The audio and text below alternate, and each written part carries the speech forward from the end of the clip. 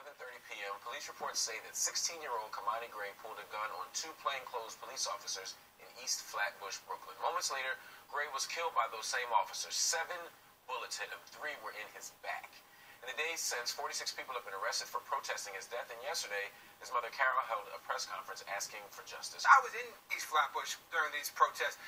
These young people are exercising their constitutional right, the First Amendment, to peacefully assemble and petition their government. There's a few of them who have been unruly, but most of them, an overwhelming majority of them, have protested peacefully. So for the New York Daily News to come out with this article after their editorial board says there's a bunch of hooligans protesting in Brooklyn is disappointing. Because let's not forget, Mark, that Amadou Diallo had a gun. Sean Bell had a gun. Ramarley Graham had a gun, and no gun was ever found in any 3 of those individuals. So, 5 days after, 6 days after this killing took place, and all we have is one side of the information. Let's do an investigation before we start saying it was good killings. There are clear rules as to what is legal for the police to do and what is legal for the citizenry to do, and so on. And a lot of these things happen outside those rules, and you can sit there and explain to the legislators and to Cuomo and to like, hey, by your own rules, this is wrong. And they'll look at you and say, it's amazing. It is amazing how quickly these rules get thrown out or seen differently. As you know, I was just on trial for the stop and frisk thing, and 4 police officers testified against us, including a captain.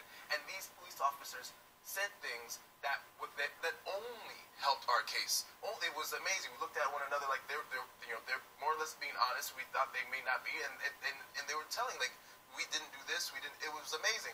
And then the defense, the prosecutor could not prove their case. Even with all of that on our side, we knew that there was a chance that we still get convicted. I got pulled over. I guess it was 2010 by Philadelphia police. Same thing. They said I was in the wrong neighborhood, in the wrong car. You know what I mean? I ended up suing the Philadelphia Police Department. And what was interesting was I sued the police officer. The officer who I sued and the police force they responded initially by defending the officer, by saying he was a good officer, he did nothing wrong. This officer had been decorated.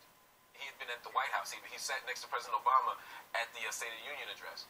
Turned out, not only did he assault me, not only did he violate my rights, not only was I unlawfully searched and abused, but he had shot several people. This was an officer who had been in the force for 5 years.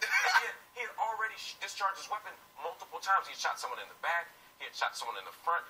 In fact, a forensics expert on a stand demonstrated how he had lied about how he shot someone. He was actually shooting someone as they were running away when they said it was toward him. But the only reason, and this is my point while I'm telling the story, the only reason why he's off the force and the only reason why there was a spotlight on it was because I have a media platform and a PhD, so they couldn't go into me and say, you had a murky background. I had a murky background. But they still tried. What words would you offer to Kimani's mother? What would you say to her in the face of this awful tragedy that she can do to just try to move forward and to try to make some sense of all this? Just pray. There is no correct way to grieve.